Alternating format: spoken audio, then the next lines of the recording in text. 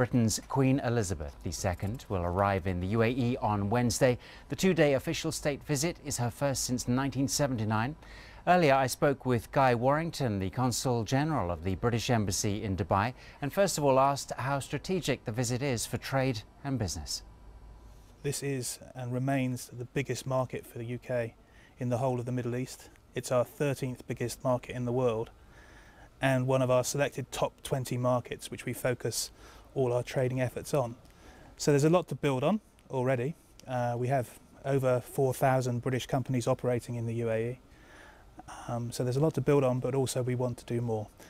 And the visit of Her Majesty, starting on Wednesday and continuing on Thursday, is going to be an important part of building up that process at a strategic level. To what extent are state visits like this one different from a high-level trade delegation visit?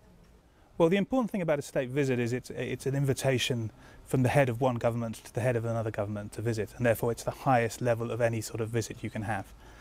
The Queen doesn't do that many state visits. She does less now than she used to. So it's very important that the UAE has been chosen as one of the very first state visits that she's done under the new government.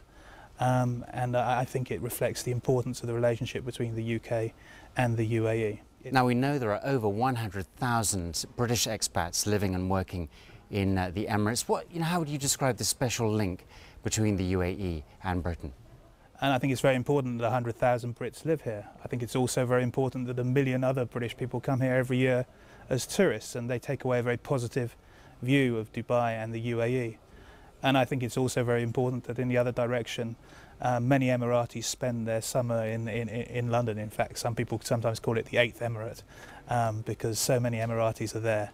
And I think it's on the back of those individual personal relationships that actually a really deep and thick relationship is built.